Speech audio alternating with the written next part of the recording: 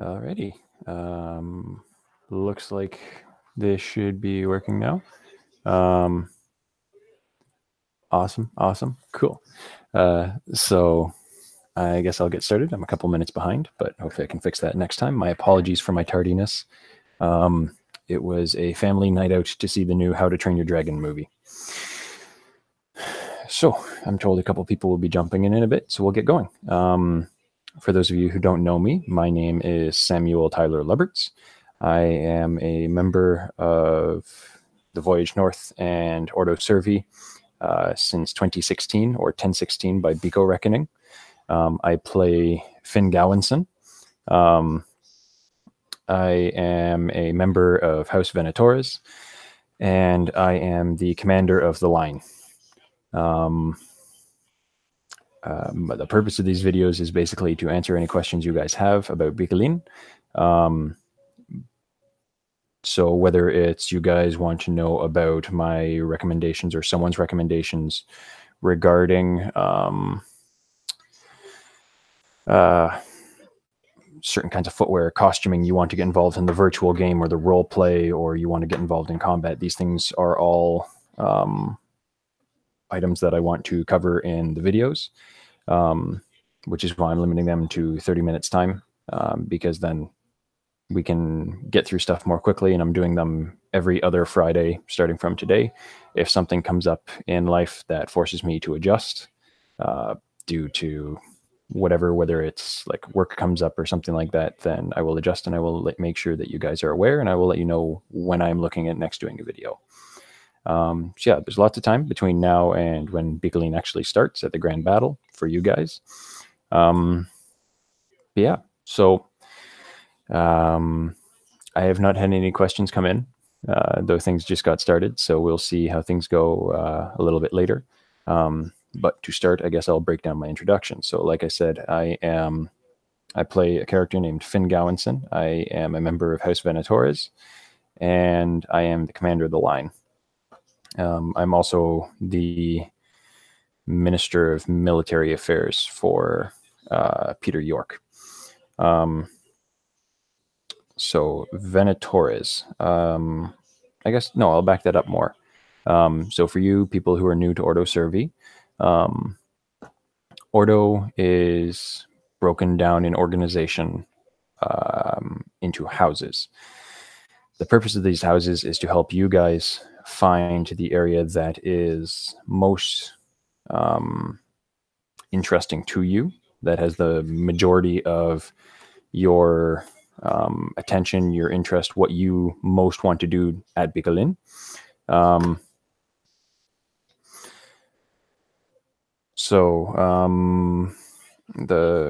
on a second.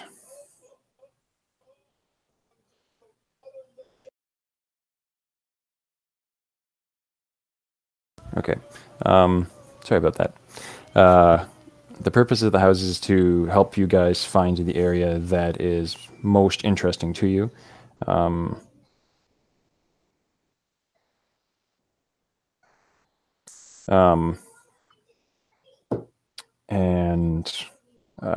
So we've divided Ordo into multiple houses. So the houses off the top of my head, at the very least as of last year, sometimes they change from year to year. As of last year, we had House Venatores, which focuses on martial activities. So whether that is tournaments, just personal betterment of your own fighting skills, or involvement on the battlefield for Ordo and yourself, that is all covered under the heading of House Venatores, or the Hunters. I was not the founder of that house. That house was founded the year I joined, so 1016, by a lady, Bryn. The following 2 years, I have run the house as, I guess, the head hunter. I don't know. The head of House Venatores. This year, leadership will be passing over to Adele, Lucas, and Simon. I forgot his last name. Oh no. Simon Taylor. There we go. So the house leadership will be passing over to them. So that is anything military fighting. That is House Venatores. If you are looking at inter-guild role play, but also, I guess that's not the way to put it. If your focus is on role play, you want character development, you want like interaction with other members of your guild, you want to get involved in role play with other guilds, you want to create fun drama, then you are looking at House Bellus Auroris. I don't remember who is the house leader from that one. I think I want to say Eli, but I'm not certain. So House Bellus Auroris focuses on Nordic style roleplay. They do, whereas Venatores will do fighting events during the week, training sessions, Bellus Auroris will often get involved in different ceremonies, or they will do little house activities. They'll try and build up a lot of interpersonal character connections before the GB.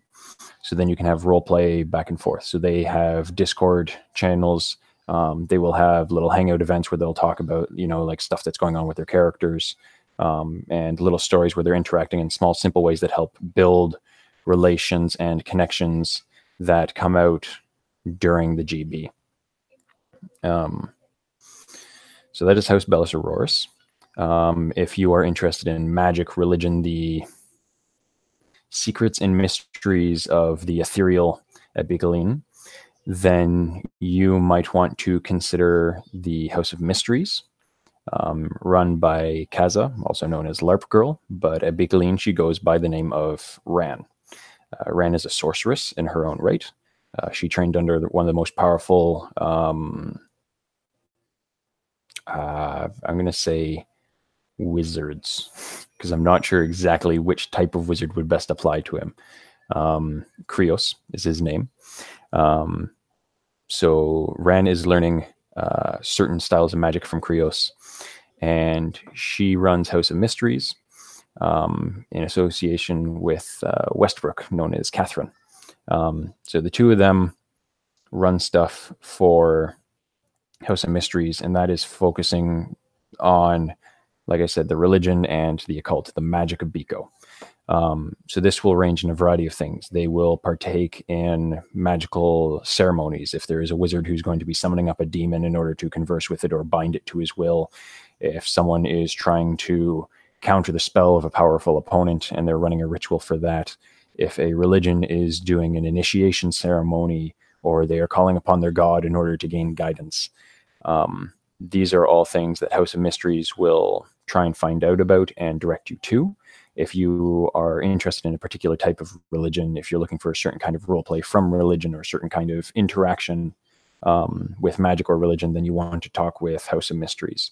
They also will run seminar-style events where they will get mages and priests from Bicolline to come in and explain a little bit about how magic works in Bicolline, like the story behind it, where the energy comes from, how it is used, what kind of focusing items are required in order to make it work and function and flow. And some of the stories and the history of Bicolline is also covered in House of Mysteries.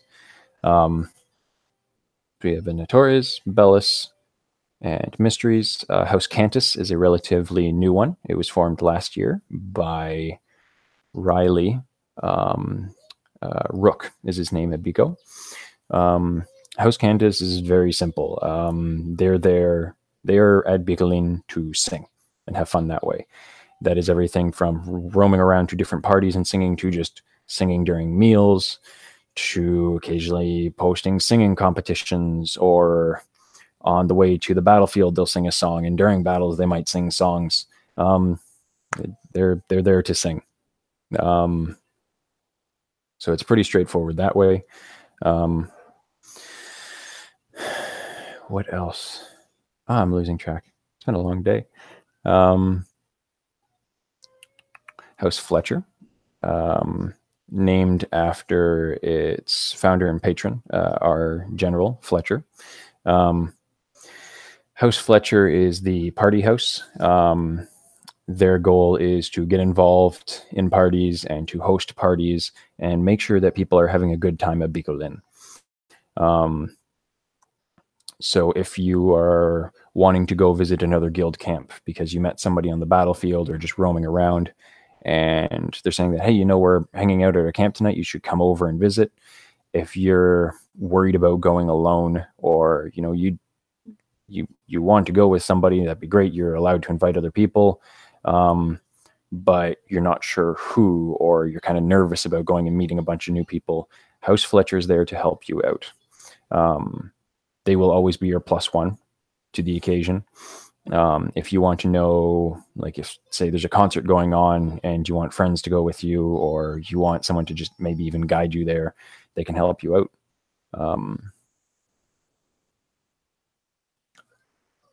What else am I missing? I feel like I'm missing a house. Oh, well, if I do, then I will cover it later. But that hopefully gives you a kind of an idea of what the houses are about. Joining, we ask that everyone joins up in a house simply because it is easier to direct people.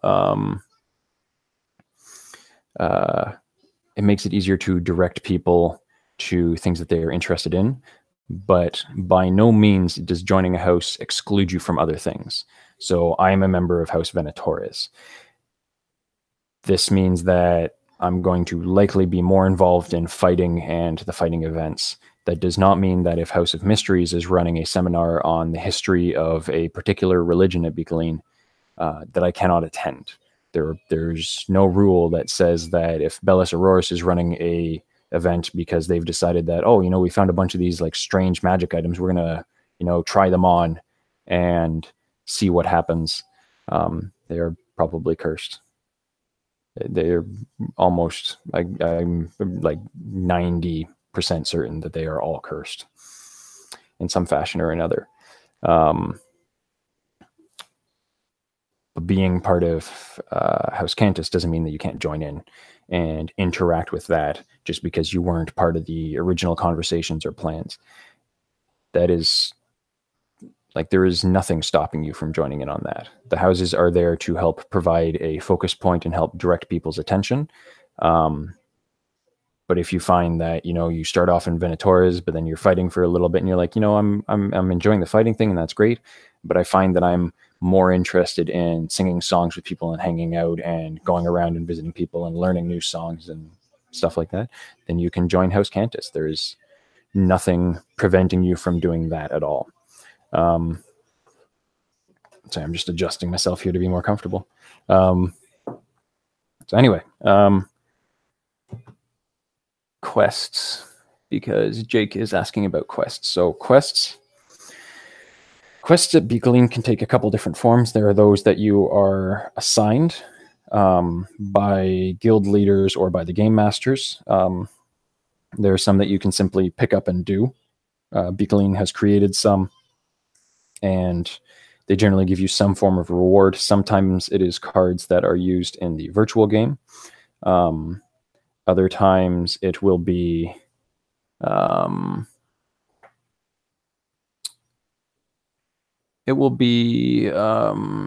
sort of further information, or it might even just be for fun. Like the information you might get might give you, it might tell you what the prize of one of the tournaments is. It may tell you, what are some of the other potential prizes? The information about other tournaments and competitions going on. It may give you some political information about different dealings and activities and plots that are being carried out at Bicolline. The other thing it may do is give you information or the ability to, in a fashion, interact with the Great Battle event itself. I will come back to explaining the Great Battle. I got to make a mental note of that. So in the case of quests, so say, for example, Ordo needs a specific job done, whether it's something as simple as a message being run, or they need to find an individual because there is a particular deal going down and we want to be involved in it. And so Peter asks that somebody go and find this person, or at the very least locate them, or where the meeting is being held and when, so that we can participate. or perhaps it is an assassination mission quest, or maybe it's countering an assassination quest. Some of them are finding people, some of them are finding objects, some of them are solving puzzles. Some you can do just by sitting down and solving it. But sometimes a quest will say, all right, you need to solve this puzzle, but in order to solve the puzzle, you need a piece of information that you have to get from another guild. In which case you are now exploring the world of Bicolline in order to find out who this guild is, where they are, who you need to talk to, who has that information in order to solve the quest. In the case of a quest assigned by Bicolline, I don't know where it is. I need to find that out. Bicolline has a quest board set up somewhere where you can go every day, and they have created a number of quests that will be posted, and there will be new ones throughout the week. They apparently do have a finite number of these. I have heard before of people cleaning out the entire collection of quests a little bit earlier than was expected. It happens. But basically, these quests are things that Bicolline allows you to do. You can go, you pick it up, you find out what it is. So it may be there is... let's try and think of an example. There could be a small village somewhere in the Empire that is in need of assistance because its citizens are starving, because maybe the local lord is overtaxing them, or perhaps, what's another thing? Maybe there's a monster in the area. Maybe there's lycanthropes, werewolves, maybe there's vampires. Maybe it's simply a plague, or maybe they've lost a sacred relic of the founding of the town. Maybe the founder's ring or something like that. The quests could be anything very complex. They could be very simple. You would have to go then and find the NPCs, or animations, as they refer to them at Bicolline. You would have to find the animations involved in the quest, and the quest will probably give you information of where to go, who to talk to. And you will be able to interact with them and speak with them. And you will work your way through the quest. Some of the quests can be long and convoluted. Some of them can be really short. I was at a event, and I ended up doing a quest which was fairly simple. There were apparently some dryads in the woods, and they had some guards with them, and they had some magic stones, and there was a guild who wanted to collect some of these magic stones from the dryads in order to investigate and to explore them, find out what they were about. And so it was very simple. We had to go out. You were allowed a dagger if you wanted one, but nothing bigger. So about 50 centimeters was as large as you were allowed to carry of a weapon with you, and only one. And we had to go out at night into the woods and sneak past the guards, sneak past the dryads, which as monsters can kill you with a touch, because they're just simply that powerful and infused with magic and energy. Then you had to find these little glowing rocks, and you had to grab one, and you had to come back and hand it over to the guild. I think there were at least, I want to say 25 to 30 people, possibly more, who tried throughout the evening. I unfortunately did not succeed. I got close, but it turns out I took a little bit too long trying to sneak past some of the guards. And so I didn't quite get far enough. I heard a number of my fellow hunters crashing about in the woods, but I apparently did not get far enough in that particular quest that time. But so yeah, quests can range anything from you have to solve a problem. Maybe there's a riddle that's connected to another riddle, and by solving the first one, you unlock the second one, and then you have to solve another one, and then eventually there's some sort of prize at the end, which, like I said, can range anything from information on the happenings during the week to simply cards or coins that are used for the virtual game. The Great Battle. I'm going to explain the Great Battle a little bit. So Bicolline operates year-round. The big event that we are all attending, the Grande Bataille, the Great Battle, Big Battle, occurs in August for a week. What it is representing is a major, or a series of major events in the Beakeline world. So there will be 3 very large battles on 3 different days of the week. And in between that, there will be a number of skirmishes and quests going on that might be related, might not be. There'll be different other conflicts occurring in the game world. So, for example, this past year, the Grand Battle event was the Kingdom of Haldorf was being invaded by the Empire. And so as Haldorf are allies of the country that we serve, Ter the Sud, we enlisted to help them defend their territory. Excuse me. And so we fought 3 battles representing different conflicts and scenarios. And in each battle, there were a number of objectives that could be attained in order to modify the outcome. These objectives could range from anything that's similar to a capture the flag or a king of the hill. So you either have to take and hold a flag for a certain amount of time, or you just simply have to take the flag, and once you have it, it's yours. Some of the objectives are timed, some of them are captured, some of them are certain things you have to go. There was an objective one year where there was a little target about the size of a large egg that was set up on a tree branch about 25 feet from the ground. And if you shot it and knocked it over, then that set off a certain objective, which would change the outcome of the battle in some fashion on the virtual game. Because Beakeline works on the 2 levels. You have the virtual world and you have the physical world. And the 2 of them are very much tied together.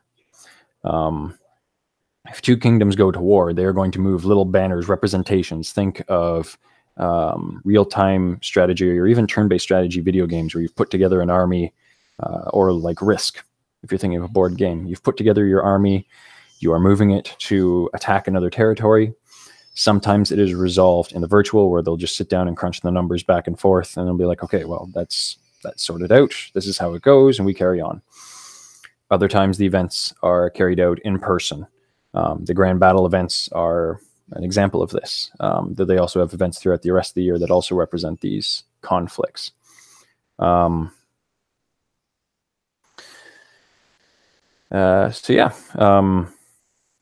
Grand Battle events this particular year is a little bit different. They are doing 3 separate conflicts. So this could be a rivalry between 2 different guilds. It could be a rivalry between kingdoms. But generally, Grand Battle events are fairly large. So it's likely that we are going to see conflicts between kingdoms, conflicts between entire provinces, regions, territories, or even a clash between religions. It all depends on what actions were taken, what ideas were submitted, and which ones were approved. So a lot of the quests tie in with what is going on.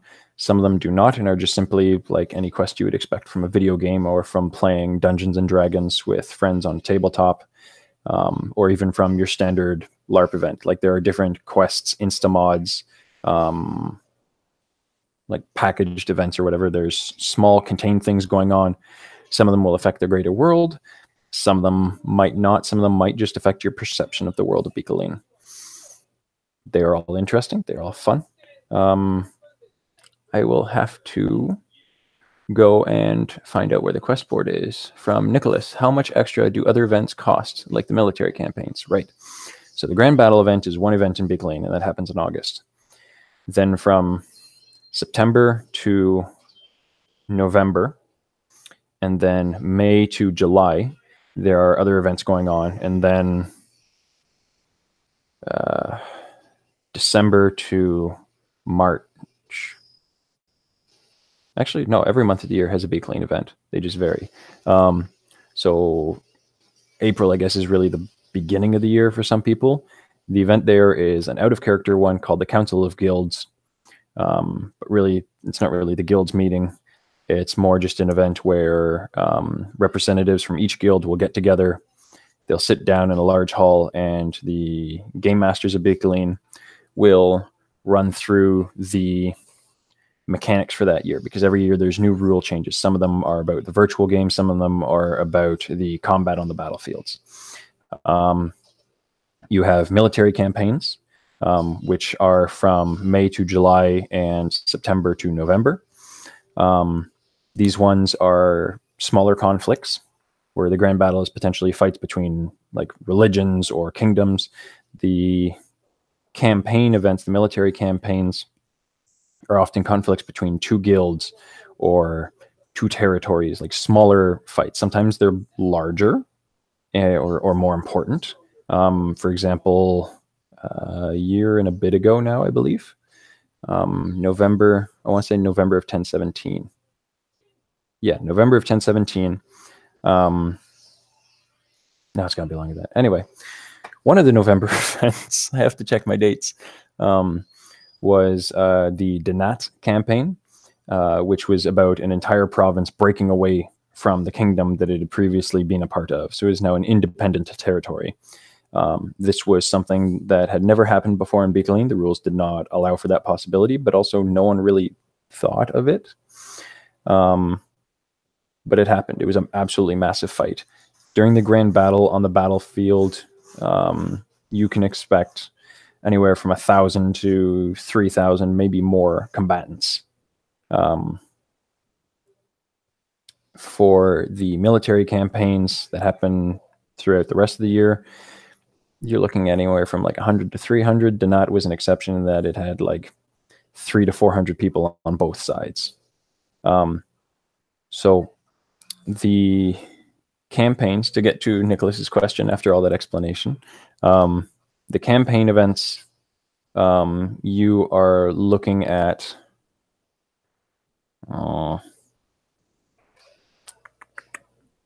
I want to say 65 Canadian, 65 or 75, I think. If you have your membership of Bicolline, and you pre-register, I believe it is $65 Canadian.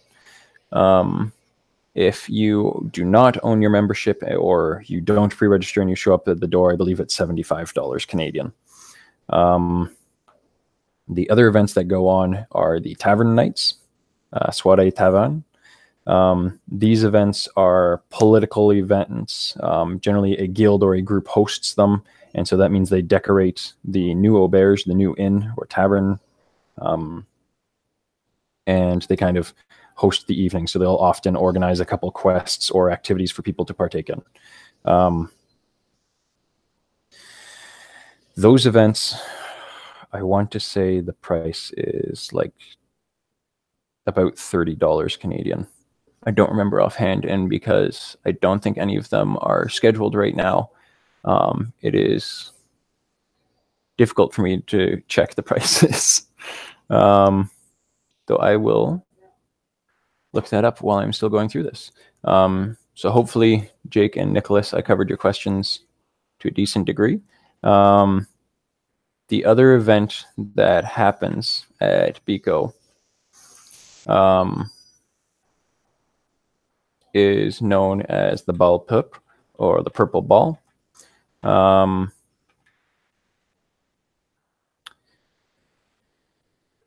The Purple Ball is a major political event.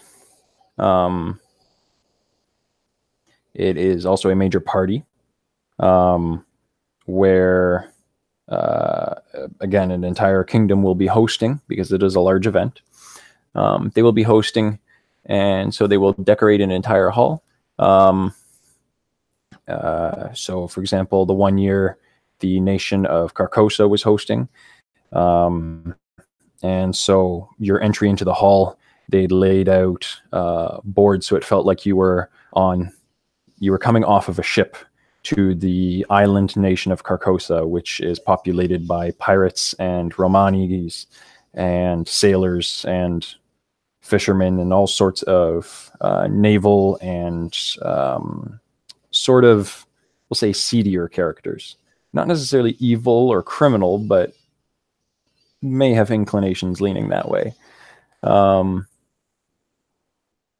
so it felt like you were walking onto the docks after just getting off of a ship that had come into harbor, and the lighting was set so that you had that same sort of ambiance and feel.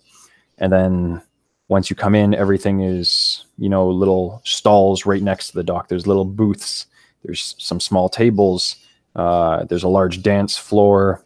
They had acrobats come in. The Romani guilds were doing certain challenges. Some of them were romantic. Some of them were kind of, light fingers type events. There were a couple small fighting events. You had to duel back and forth on a single timber. So there will be different events depending on who is hosting, what their particular style is, and what it is that they are looking to accomplish that particular year. Denat hosted this past Purple Ball, and so they had a number of banners indicating the guilds that had supported them, or they had shields or tabards from those guilds showing off the colors of those people who would help them gain that independence. The ball goes on all evening, and during the ball, various kingdoms and guilds and religions, all the big political powers that be in Bicolin, will get together in different meeting rooms throughout the evening, and they will discuss their plans for the year in person, and it'll often be like some very direct and straightforward conversation. They'll lay out a sort of grand plan, and then all the sort of like nitpicking and smaller politic will often begin after that, because you only have the rooms, you only have those sort of like set aside chambers for so long, and then you have to make room for the next group, basically. So there's a lot of politic. Some of it, anyone can just wander in and watch. There's sometimes ceremonies that are going on during these events.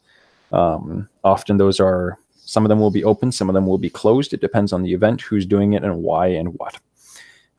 If a kingdom, for example, if our nation, Terre de Sud, the lands of the south, if they are holding, the council of the kingdom, then generally the members of the council, the lords of the provinces, like your big nobility, the masters of the different guilds, or a representative of them, they all sit down at the table and they have a discussion of what's going on for the year.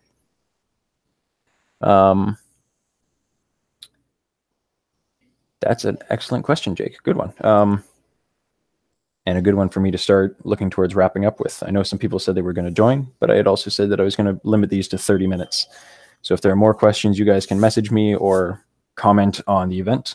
But to wrap up with Jake's question then, when I make my character's backstory, do I have to pick a place from the already made map? No. I had no idea that there was an existing map of the virtual world of Bicolin. When I first made Fionn, I just stuck with a very simple backstory that was flexible, and also based a little bit on my costuming and my personal experience. Now, you guys can do your character backstories however you would like, but I'll give you a rundown of how I created Fionn,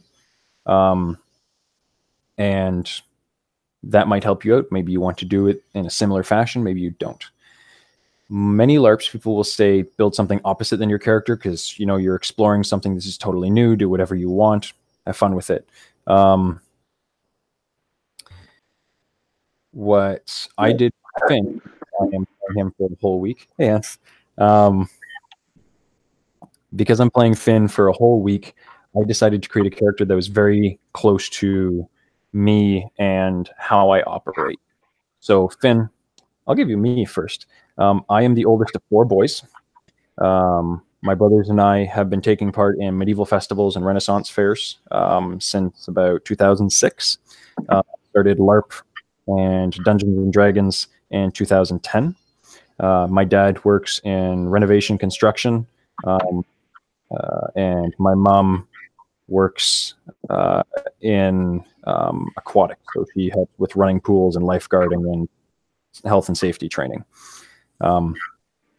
So Fionn, which was an Irish name I picked because friends of mine were Irish and they just had a little boy and they named him Fionn. And I thought, yeah, Fionn, that's a cool name.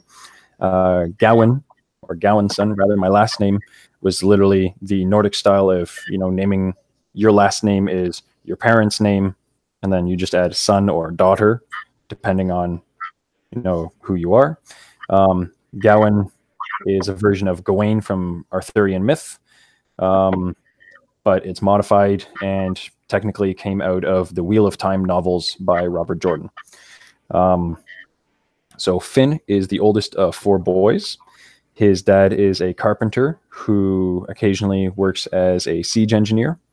Fionn has left home. He has wandered the world a little bit. He worked in the militias of various small towns, notably the small town of Yorick, and also at one point North Colebrook. He partook in some small town tournaments during his travels as well. And in the case of Fionn, the small towns that I visited were other LARPs that I attended. These different LARPs are part of Finn's backstory. I basically took the characters I played at those other LARPs. They are also Fionn. I've just tweaked their stories a little bit. So the town of York was the base for a LARP game where I played a warrior cleric. But if you ask Fionn, he's not saying that he used to be like a warrior priest of a god. He just used to be an initiate in a religious army of some small sect in another town. Your stuff doesn't have to be on the map. You can use your personal experiences. I just built Fionn out of my personal experiences because I know all of them intimately. And if someone during role play is like, well, Fionn, what have you been doing for the past couple months? I literally think of what I've been doing for the past couple months, and then I just tweak it a little bit so it fits into the world that beat go. I thought that was easiest for me. If you want to pick a location on the map, you can. Fionn is from a forested area, kind of off near the mountains. So if I had to pick a spot on the map now, I'd probably say he was originally from possibly Birkwald or possibly Andor, or even the Empire originally. But he's moved out because he was looking for a group of companions to explore and adventure with that he thought was a sort of home. And he found that with Ordo Servi. That's my backstory. You don't have to name the town, or if you do give it a name, you can say, yeah, it's off in the mountains somewhere, or, it's on the coast. You don't have to specify. You can get to know the game a little bit, and then later you can be like, well, yeah, I'm from this territory originally, but for whatever reason I left. You are almost better off being vague and non-specific to a degree with your character at the start, because you're level 1. You're not the Dragonborn in this game. You are not the Chosen One. You are some dude. If I can add on there. Go for it. I'll take a drink.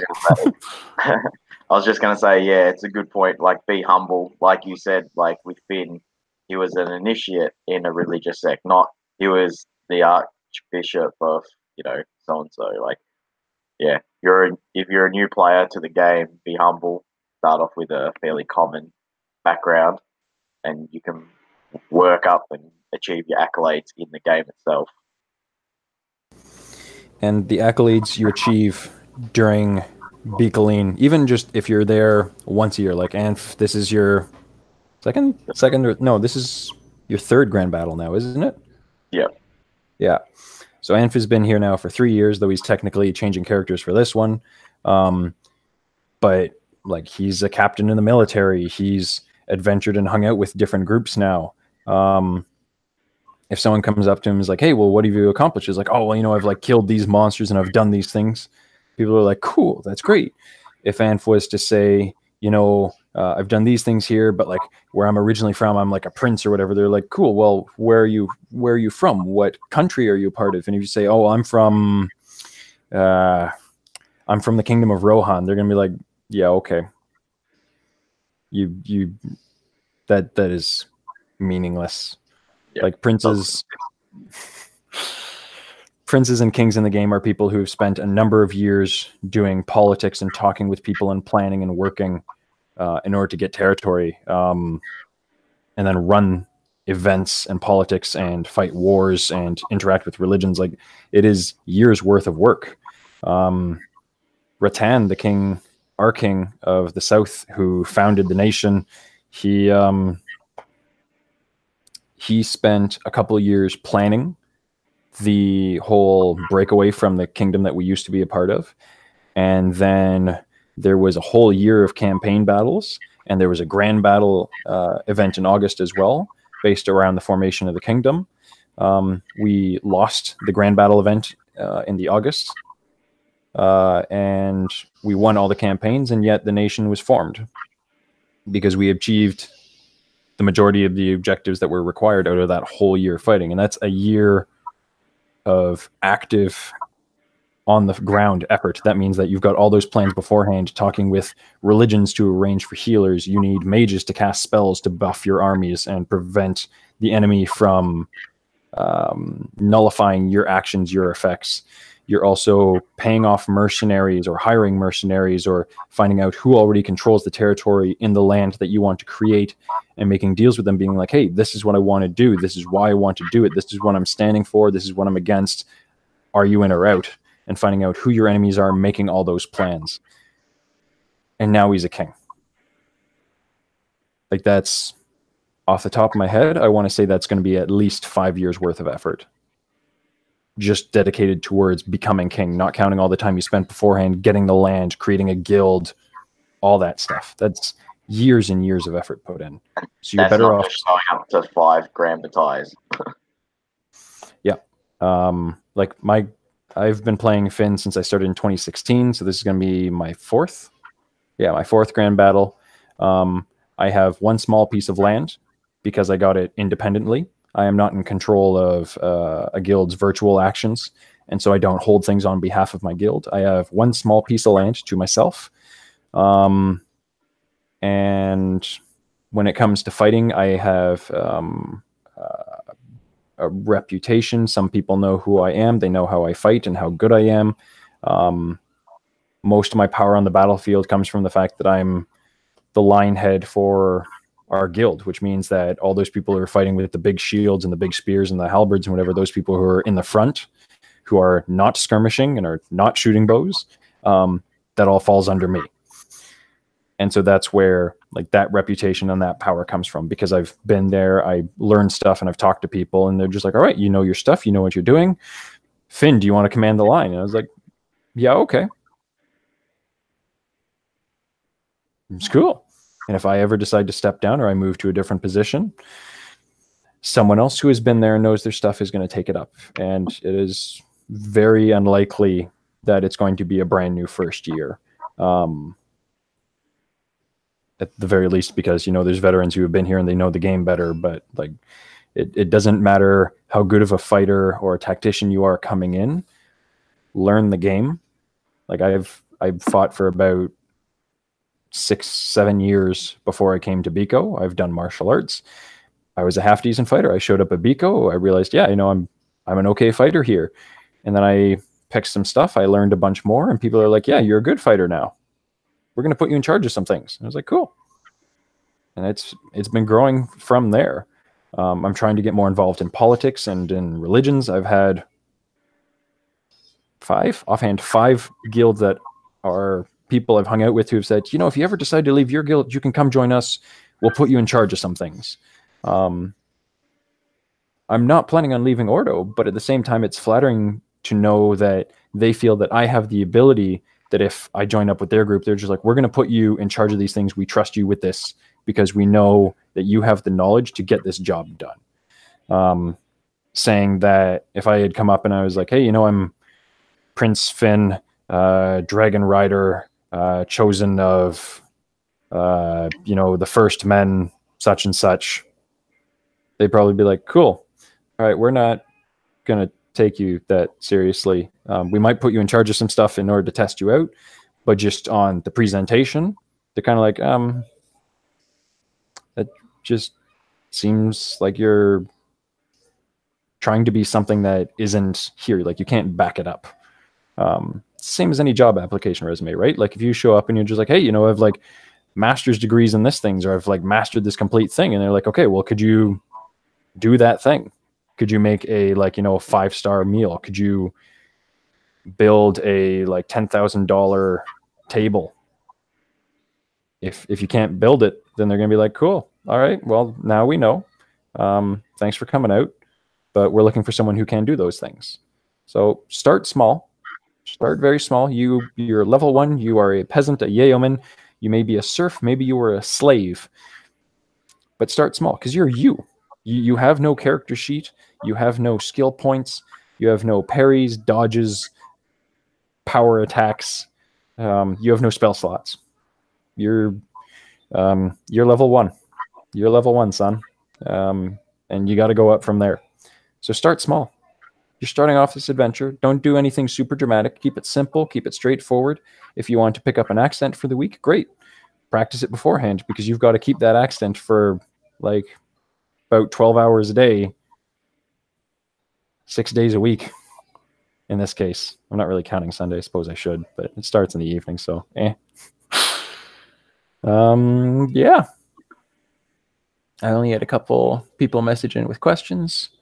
Anf showed up here a little bit towards the end of my chat. Anf, is there anything you want to fire off before I close this thing down for tonight's session? No, yeah, just like you said, use the grand battalion itself to show what you can do. Don't, talk about it beforehand. Use the opportunity there, and there'll be plenty of opportunities during the week for you to show your skills. Do the job, get the job. Oh yeah. All right. So that is it for this evening / this night session. I don't think I have anything going on the next Friday I've planned. So it will not be next Friday. It will be the one following, which is the 8th of March. Woohoo! So 8th of March will be the next one. I will try and hit it on the 8 o'clock dime a little bit closer this time around. But yeah, it'll be the same sort of thing again. If you guys have questions, if there's something you want to know about, you can message them to me during the call, like Jake and Nicholas were doing. Otherwise, like they're recorded, you can watch them later. If you have questions, if you're trying to find resources about the guild, you can send in that stuff too. We do have a wiki. I can help you guys with navigating it, or I can just read you some of the information off of it if you need it. If you have questions about outfits, experiences, you want to hear just veterans talk about whatever thing, we can do a like intro with a vet evening on one of these sessions. Because like I said, they're every other Friday. Yeah, that one's it for now. Thank you guys who came out to watch. And thank you, Ant, for joining me, and for Nicholas and Jake with your questions. If you guys have questions in the future, you're welcome to message them to me. I'll get them at the next video. So cheers all. I'm Sam. I play Fionn. And have a good evening.